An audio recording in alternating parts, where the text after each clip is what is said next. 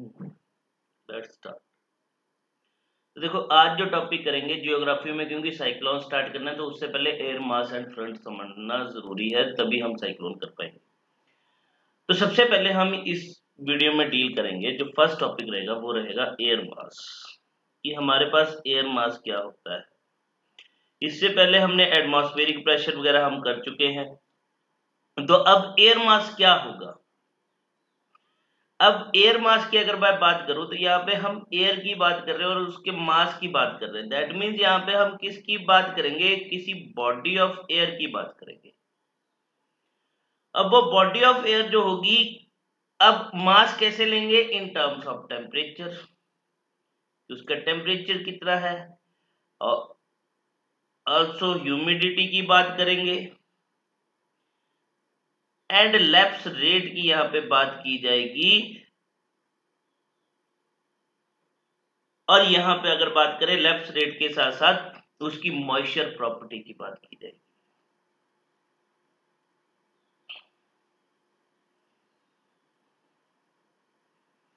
ठीक है, moisture property and temperature जो होगा, उस कैरेक्टरिस्टिक्स जो होगी उस रीजन की, जहां पे हमें एयर मास जो है वो फाइंड आउट करना है। तो वो होगा हमारे पास, that means body of air होगा। ठीक है, body of air in terms of temperature हो गया हमारे पास इन टर्म्स ऑफ ह्यूमिडिटी हो गया, एंड लैप्स रेट हो गया, जो कहां पे प्लेस करेगा, ऑन द मॉइस्चर और टेम्परेचर प्रॉपर्टी पे, उस सोर्स रीजन की moisture property and temperature characteristics of the source region, right? जी सर। यहीं से फिर हम फ्रंट की बात करेंगे। अब देखो, अगर इन एयर मास की क्लासिफिकेशन की बात करूं तो एयर मासेस को अब क्लासिफाइड किया जाता है, इनको क्लासिफाइड किया जाता है on the basis of their, उनका सोर्स रीजन जो है जहां से वो ओरिजिनेट हुए हैं, और basis on the latitudinal position, कौन से लैटिट्यूड पे है, लैटिट्यूडनल पोजीशन क्या रहेगी, and temperature and moisture property पे, टेम्परेचर एंड मॉइस्चर प्रॉपर्टी पे हम क्या करते हैं, एयर मास को क्लासिफाइड करते हैं। तो हमारे पास इन फैक्टर्स पे जो हमारे पास कितने एयर मास बेस्ड है, हमने जो है मेन कैटेगरीज जो हमें मिलेंगी वो टू मेन कैटेगरीज हमें मिलेंगी। एक हमें मिलती है ट्रॉपिकल, और सब ट्रॉपिकल भी इसको बोलते हैं, ट्रॉपिकल और सब tropical. And second is your polar और सब पोलर। ये प्रॉपर्टीज हमें यहाँ पे देखने को मिलती है, कैरेक्टरिस्टिक्स देखने को मिलती है एयर मासेस की। क्लियर बात? Yes sir. अब देखो, ये जो हमने ट्रॉपिकल और सब ट्रॉपिकल लिखा ना, और पोलर और सब पोलर जो हमने कैटेगरीज लिखी एयर मासेस की, इनको फर्दर क्या किया गया है, इनकी फर्दर सब डिवीजन। अब ये जो हमने डिवीजन की, इनकी फर्दर सब डिवीजन करी गई है। अब सब डिवीजन जो करी गई है इनकी, वो अकॉर्डिंग टू किसके बेसिस पे करी गई है, वेदर कंडीशन के बेसिस पे। ठीक है, दैट मीन्स की on the weather the source of region क्या है, सोर्स रीजन कौन सा है, सोर्स ऑफ रीजन। अब ये डिपेंड करेगा, अब देखो सोर्स ऑफ रीजन जो हो सकता है वो इधर ओशनिक हो सकता है, या फिर कॉन्टिनेंटल, और कॉन्टिनेंटल भी हो सकता है। दैट मीन्स कि वो ओरिजिनेट कहां से हुआ, एयर मास। ठीक है, ओशियन से हुआ होगा या फिर कॉन्टिनेंट से हुआ होगा, तो उस पर बेस्ड होगा। ठीक है, या फिर यहाँ पे हम बात करेंगे कि ये किस रीजन से, इसकी मूवमेंट के बेसिस पे कहां से कहां की तरफ मूव कर रहा है। ठीक है, तो इनके बेसिस पे जो है हम इनको जो है फर्दर सब डिवाइड भी करते हैं। अब देखो, तो यहाँ पे इनको आइडेंटिफाई करने के लिए ना, अब कुछ सिंबल्स है, लेटर सिंबल्स है, जिनसे इनको आइडेंटिफाई किया जाता है कि ये एयर मास कौन सा एयर मास है, राइट। तो वो तुम्हें याद रखना है। अब देखो, जो मेन सिंबल जो है वो हमें यहाँ पे कैसे याद रखना है, देखो ट्रॉपिकल, जो हम यहाँ पे बात करेंगे polar, tropical air mass, polar air mass, equatorial air mass, Arctic air mass and Antarctic air mass.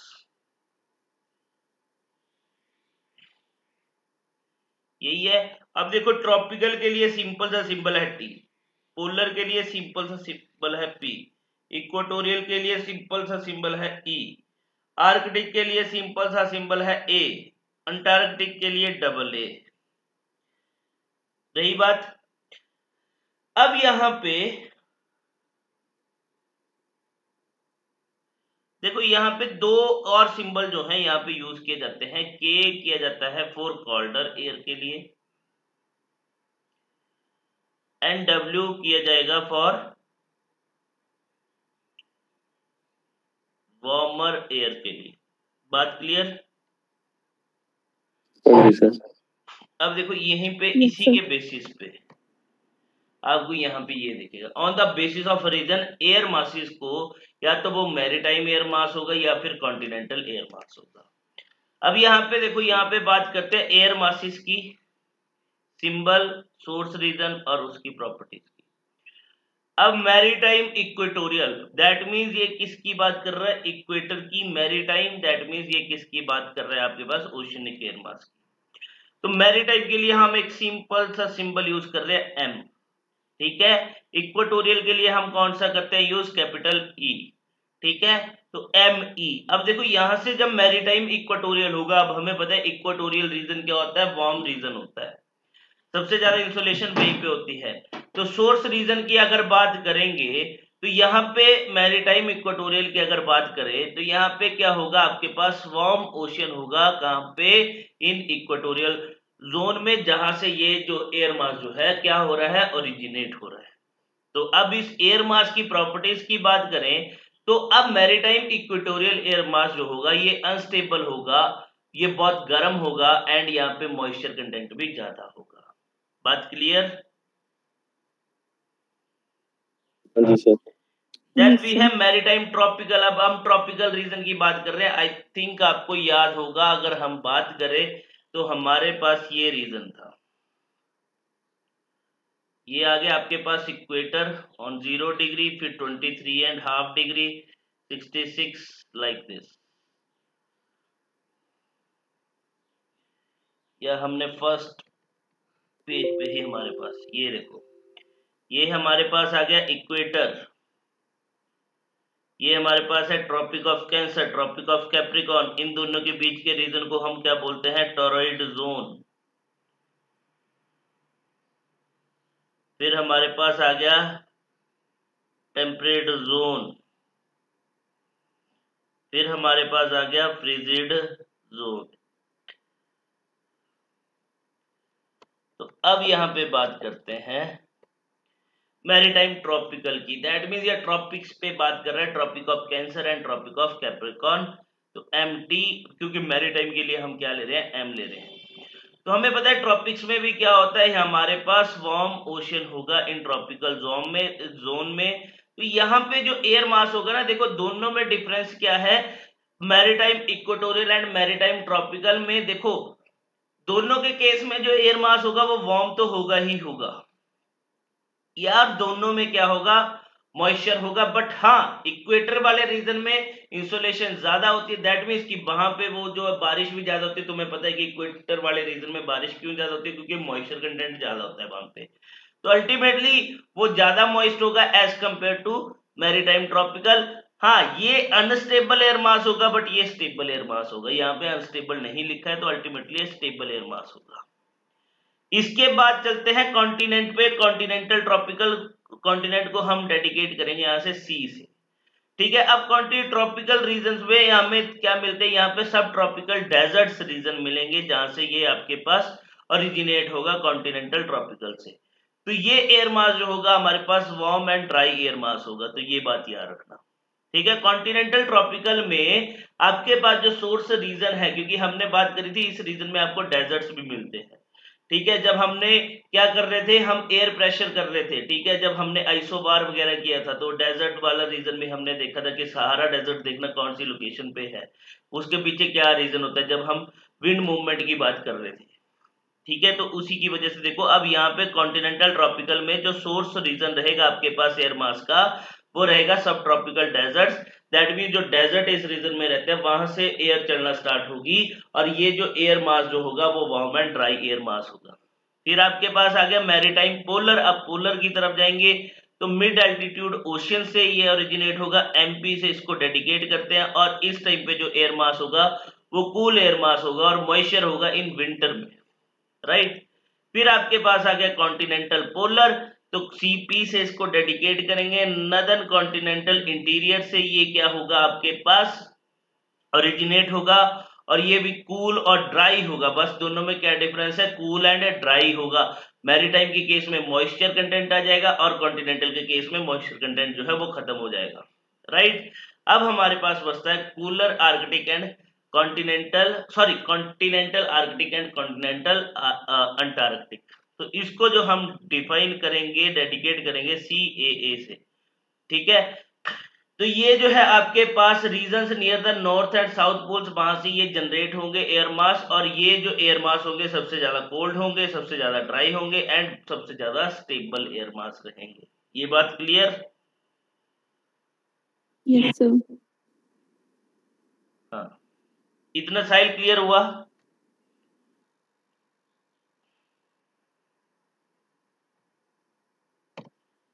Soil clear है? इतना चला तो नहीं गया?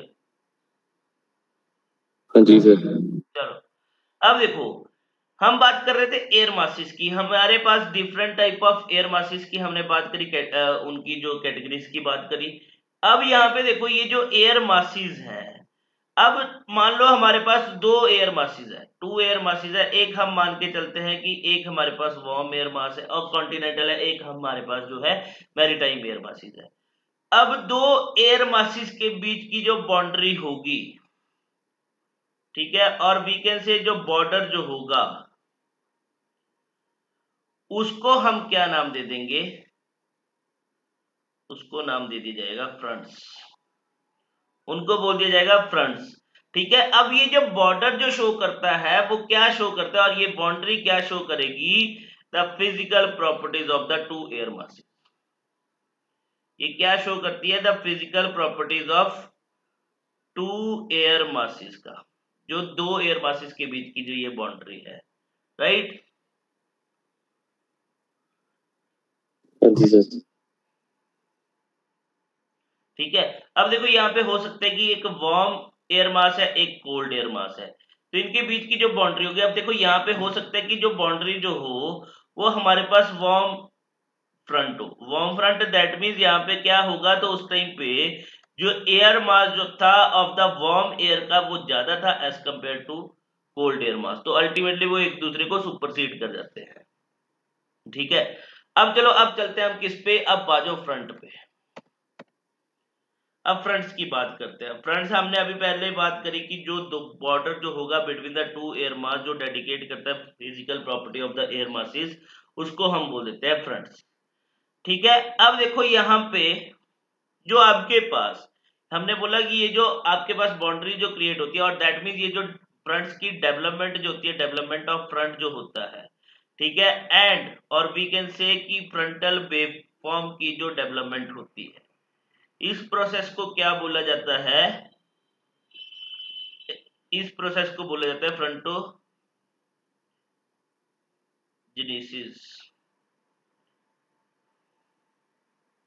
ठीक है। हाँ जी सर। अब देखो ये फ्रंटोजेनेसिस कैसे डेवलप होगा।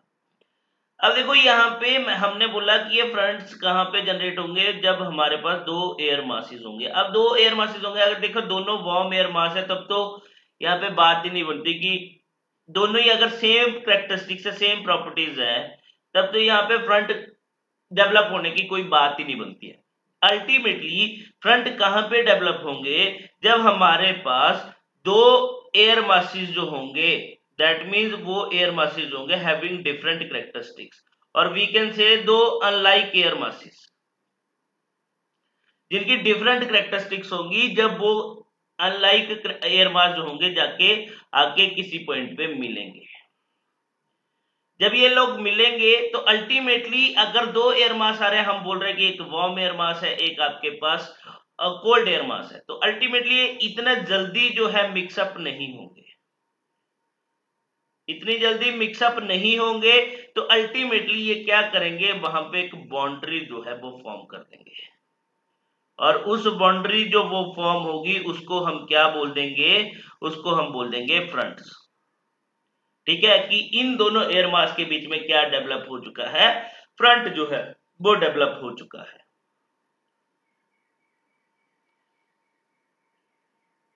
ये बात क्लियर हुई? हाँ जी सर। Yes sir. हाँ, अब देखो यहाँ पे ना अगर बात करें, ये जो फ्रंट जो होते हैं सिंपल नहीं होते, लाइक अगर हम बात करें कि 2 डायमेंशनल बाउंड्री होगी सिंपल होंगे, नहीं, ये जनरली जो फ्रंट जो होते हैं आपके पास टिपिकल फ्रंट्स होते हैं, हैविंग 3 डायमेंशनल स्ट्रक्चर्स होता है और 3 डायमेंशनल ट्रांजिशन जोन होता है। अब ये जो 3 डायमेंशनल ट्रांजिशन जोन होता है ये सेवरल किलोमीटर्स तक होता है, ठीक है, और इवन टेंस ऑफ किलोमीटर तक भी होता है, ठीक है। अब देखो हम यहाँ पे सीधी सी बात करते हैं कि हमारे पास टाइप्स ऑफ फ्रंट कौन से होते हैं। अब हम ना टाइप्स ऑफ फ्रंट्स पे जाएंगे। अब देखो हमारे पास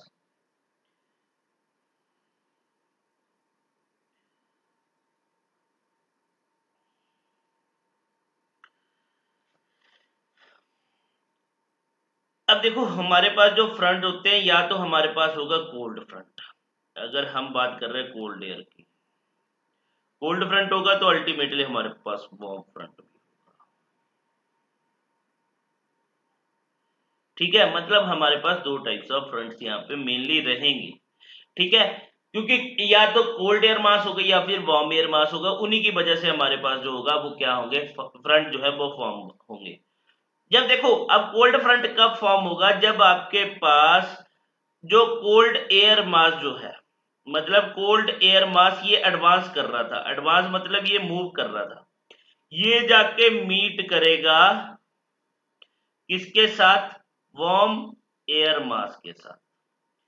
अब वार्म एयर मास के साथ अगर मीट कर रहा है और ये क्या करेगा, अब उस वार्म एयर मास को डिस्प्लेस कर देगा उसकी पोजीशन से, ठीक है।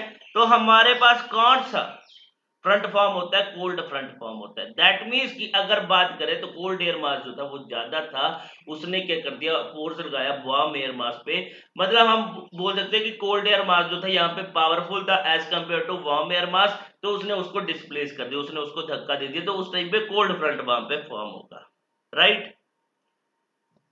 जी सर। Yes sir. और वार्म फ्रंट में क्या हो जाएगा, इसका वाइस वर्सा, कि यहाँ पे कोल्ड एयर मास जो है वो डिस्प्लेस हो जाएगा, तो आपके पास जो है वार्म फ्रंट जो है वो फॉर्म हो जाएगा, ठीक है। अब देखो यहाँ पे हम बात करते हैं टाइप्स ऑफ फ्रंट्स की।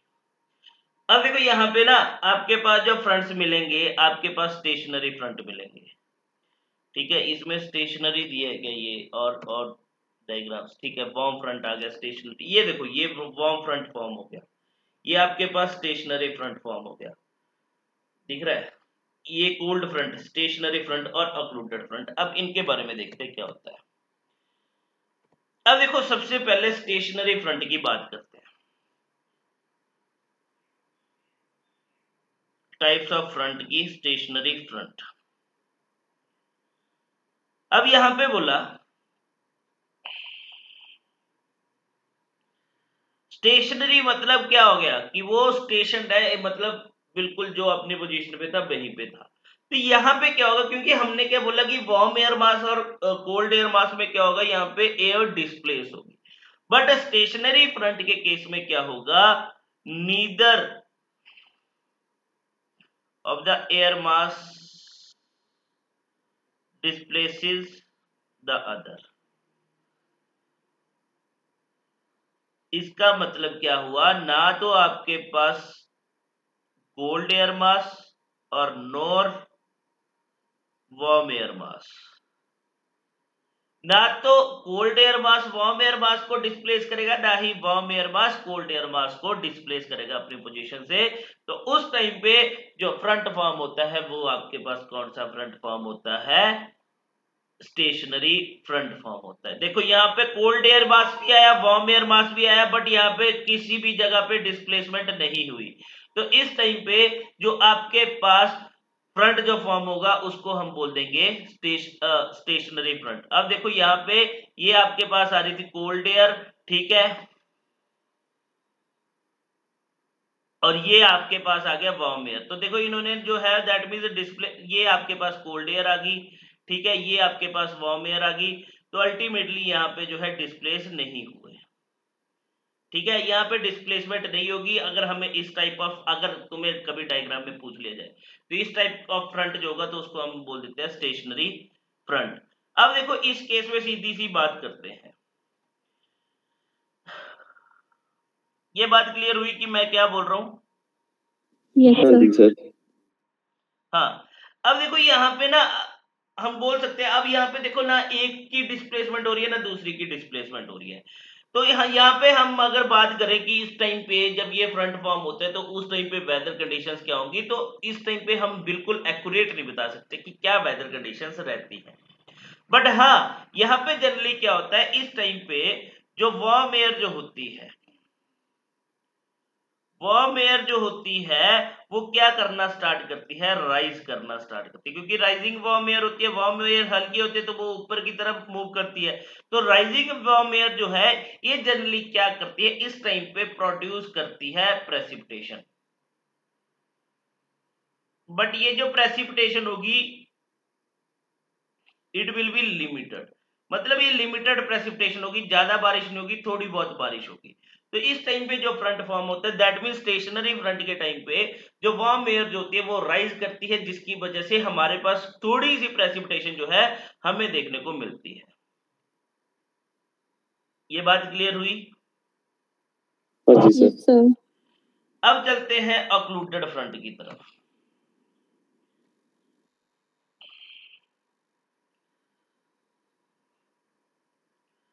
अब ऑक्लूडेड फ्रंट की बात करते हैं। अब ऑक्लूडेड फ्रंट क्या होता है, ऑक्लूडेड फ्रंट की बात करें, यहाँ पे देखो दो एयर मास हमारे पास आ रहे थे, एक हमारे पास है वार्म फ्रंट, एक है हमारे पास कोल्ड फ्रंट। कोल्ड फ्रंट कब फॉर्म होगा, जब कोल्ड फ्रंट जो है दैट मींस वो क्या करेगा, कोल्ड एयर जो है वार्म एयर को डिस्प्लेस कर देगी। अब ऑक्लूडेड फ्रंट क्या होता है, दैट मींस ये हमारे पास फोर्थ टाइप ऑफ फ्रंट है। पहले दो तो हो गए वार्म एंड कोल्ड, थर्ड आ गया हमारे पास स्टेशनरी, जब हमारे पास कोई भी दैट मींस ना एक एयर डिस्प्लेस होगी ना दूसरी एयर डिस्प्लेस होगी। अब ऑक्लूडेड फ्रंट पे क्या होगा, जब यहाँ पे कोल्ड फ्रंट जो है वो ओवरटेक कर देगा वार्म फ्रंट।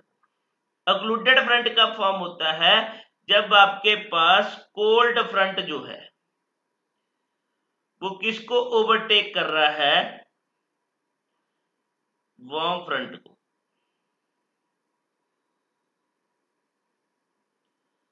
ठीक है, और यहां पे अगर बात करें दैट मींस कि कोल्ड फ्रंट ने क्या किया, ये आपके पास पहले कोल्ड फ्रंट था, अब उसने वार्म फ्रंट को ओवरटेक कर गया। पहले कोल्ड फ्रंट बना, फिर आपके पास वार्म फ्रंट बना, फिर कोल्ड फ्रंट बना, फिर इसको वार्म फ्रंट बना। तो उसको हम क्या बोल देते हैं, इस टाइप ऑफ स्ट्रक्चर को। तो देखो यहां से एग्जामिनर कैसे क्या करेगा, आपको कंफ्यूज करेगा कि occluded front forms when warm front जो है ओवरटेक्स कोल्ड फ्रंट, तो ये गलत हो जाएगा। याद रखना ऑक्लूडेड फ्रंट के केस में क्या होता है, जो कोल्ड फ्रंट जो होता है वो ओवरटेक कर देता है वार्म फ्रंट को। और इसको जो अगर बात करें तो डायग्राम में जो शो किया जाता है वो कॉम्बिनेशन ऑफ वार्म एंड मतलब ये जो कोल्ड एंड वार्म फ्रंट के कॉम्बिनेशन के थ्रू जो है वो किया जाता है, राइट?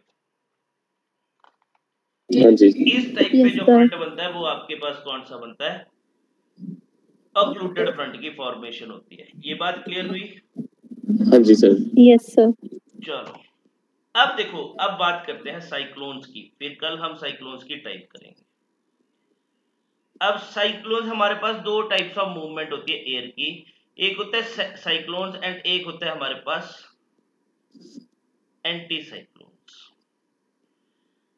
अब यहाँ पे अगर साइक्लोन्स एंड एंटी साइक्लोन्स की अगर हम बात करें तो ये हमारे पास किस पे बेस्ड होगा, ये सारा का सारा बेस्ड होता है प्रेशर सिस्टम पे, क्योंकि एयर प्रेशर जो होता है तो यहाँ पे हमारे पास जो है वो प्रेशर मैटर करेगा। क्योंकि देखो साइक्लोन और एंटी साइक्लोनिक मूवमेंट जो ये हमें देखने को मिलेगी, ये कहाँ पे देखने को मिलेगी, ओशियंस में देखने को मिलेगी, सी सरफेस में देखने को मिलेगी। अब या तो हमारे पास प्रेशर क्रिएट होगा या तो हाई प्रेशर या फिर होगा लो प्रेशर। दो ही प्रेशर होते हैं, हमने यही बात करी है आज तक, क्योंकि विंड भी मूव करते हैं from high pressure to low pressure. अब हमारे पास दो कंडीशन होंगी, ईदर हाई प्रेशर और लोअर प्रेशर। अब हमारे पास अगर विंड पैटर्न जो होगा यहाँ पे, क्योंकि साइक्लोन और एंटी साइक्लोन क्या है, ये हमारे पास क्या है, विंड पैटर्न। यहाँ पे विंड मूव कर रही है। अगर विंड पैटर्न हुआ हमारे पास हाई प्रेशर विंड पैटर्न या फिर हमारे पास होगा लो प्रेशर विंड पैटर्न। अब हाई प्रेशर विंड पैटर्न के केस में जो आपके पास, मतलब ये बात कर रहा है कि जो सेंटर ऑफ सर्कुलेशन जो होगा, जहां से एयर जो है मूव करना स्टार्ट कर रही है, अगर वो हाई प्रेशर हुआ सेंटर, तो वहां पे क्या होगा हमारे पास, एंटी साइक्लोन। और अगर लो प्रेशर सेंटर हुआ तो हमारे पास क्या होगा, हमारे पास साइक्लोन होगा।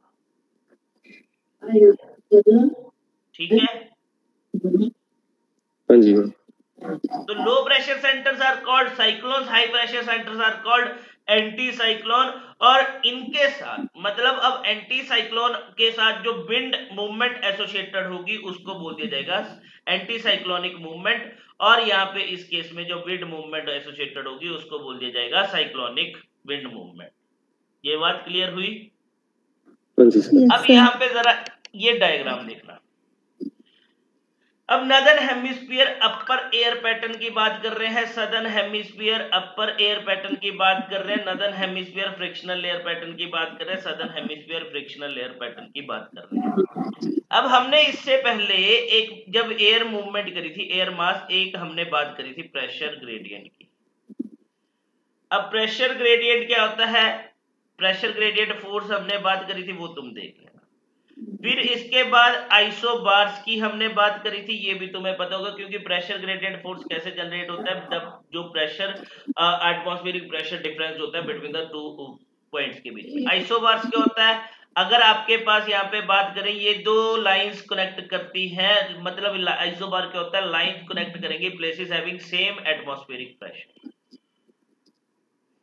Same atmospheric pressure, right. अब प्रेशर ग्रेडियंट फोर्स कैसे जनरेट होगी, जब हमें क्या मिलेगा, एटमॉस्फेरिक प्रेशर में डिफरेंस मिलेगा।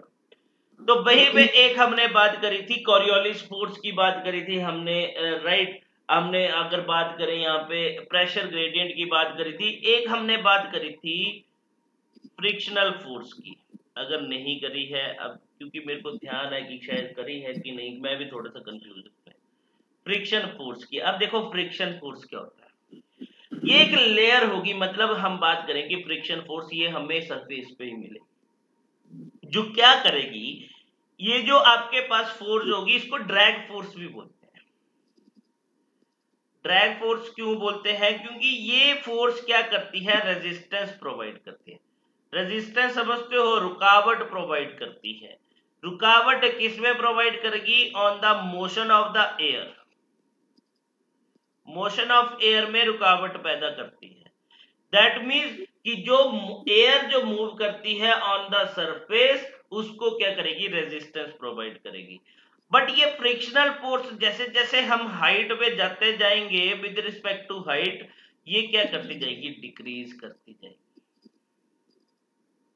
जैसे जैसे हम सरफेस से हाइट की तरफ जाएंगे, ये फ्रिक्शनल फोर्स जो है वो क्या करती जाएगी, डिक्रीज करती जाएगी। ठीक है। और यहाँ पे अगर बात करूं तो इस फ्रिक्शनल फोर्स का इफेक्ट हमें बिल्कुल ही कम देखने को मिलता है और नेग्लेक्ट देखने को मिलता है। अगर सरफेस से हम हाइट की बात करें तो 5 metre above of the surface, 500 metre above के ऊपर जो है ये फोर्स का इम्पैक्ट जो है हमें बिल्कुल ही खत्म होते हुए दिखता है, राइट। तो अब यहीं से देखो, क्योंकि ये क्यों बता रहा हूं, यहाँ पे देखो एक बात हमने बात करी frictional layer pattern, frictional layer pattern. अब यहाँ पे हम सीधी सी बात करें, देखो यहाँ पे हमने ना नदर्न हेमिस्फीयर और सदर्न हेमिस्फीयर की बात कर रहे हैं। एंटी साइक्लोन और साइक्लोनिक की जो होती है ना, ये हमारे पास क्या होते हैं, मिरर इमेजेस होती हैं। अगर आप मिरर इमेजेस देखोगे।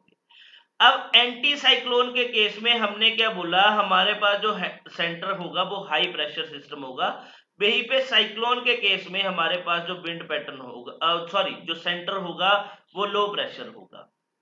तो ऑलवेज रिमेंबर एंटी साइक्लोन के केस में जो विंड जो मूव करती है इन क्लॉकवाइज डायरेक्शन में करेगी,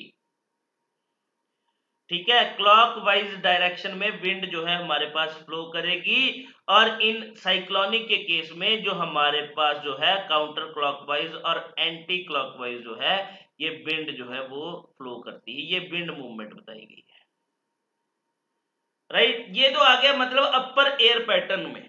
अब सदर्न ऑसिलेशन में अगर हम बात करेंगे तो सदर्न में उल्टा हो जाएगा, ठीक है। अब यहाँ पे तुम देखोगे तो इस केस में आपके पास क्या होगा, एंटी क्लॉकवाइज, यहाँ पे देखो हाई प्रेशर सिस्टम है, लो प्रेशर सिस्टम है, ये आ गया आपके पास सदर्न हेमिस्फीयर में, ठीक है। अब यहाँ पे देखो इस केस में हमारे पास क्या आ गया, साइक्लोनिक के केस में क्लॉकवाइज रोटेशन आ गई, और यहाँ पे क्या आ गई, एंटी क्लॉकवाइज रोटेशन आ गई। बस इसका ऑपोजिट कर लो, दैट मींस नॉर्दर्न हेमिस्फीयर में जो कॉन्सेप्ट लगेगा सदर्न हेमिस्फीयर में उसका ऑपोजिट हो जाएगा। हाँ, बट ये याद रखना प्रेशर सिस्टम दोनों में सेम रहेगा, हाई प्रेशर ही रहेगा in case of anti cyclone, low pressure रहेगा in case of cyclone. But हाँ, जो विंड की डायरेक्शन है, विंड मूवमेंट जो है वो ऑपोजिट हो जाएगी, चेंज हो जाएगी। ये बात क्लियर? Yes sir. अब यहाँ पे देखो हमने बात करी, साहिल इतना क्लियर हुआ तेरे को? हाँ जी सर। अब देखो हमने अभी बात करी किसकी, अभी हमने बात करी थी फ्रिक्शनल फोर्स की। फ्रिक्शनल फोर्स का जो इंपैक्ट रहेगा वो near to the surface of earth रहेगा, 500 मीटर तक अब रहेगा, जैसे ये हाइट पे जाते जाएंगे कम होता जाएगा। अब देखो यहाँ पे अगर फ्रिक्शनल एयर पैटर्न में बात करेंगे हम कि जो आपके पास साइक्लोनिक सर्कुलेशन की जो मूवमेंट रहेगी, तो देखो यहाँ पे हमारे पास क्या रहेगी मूवमेंट के केस में, या तो अब देखो high and low pressure system, ये आ गया हमारे पास साइक्लोन, ये आ गया हमारे पास एंटी साइक्लोन। बस इस केस में क्या हो रहा है, एंटी साइक्लोन के केस में हमारे पास जो एयर हो रही है, क्योंकि हमने देखो उस टाइम पे एक बाउंड्रीज की बात भी करी थी, प्लेट टेक्टोनिक्स थ्योरी जब हमने करी थी, ठीक है, तो हमने वहां पे कन्वर्जेंट डाइवर्जेंट प्लेट बाउंड्रीज की बात करी थी। बस यहाँ पे अब क्या होगा, या तो आपके पास डाइवर्ज होगी एयर या फिर कन्वर्ज होगी एयर।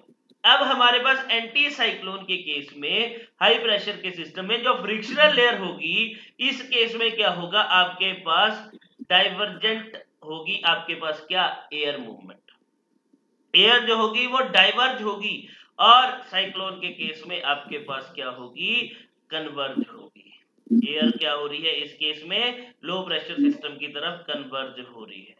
ये बात क्लियर हुई? Yes sir.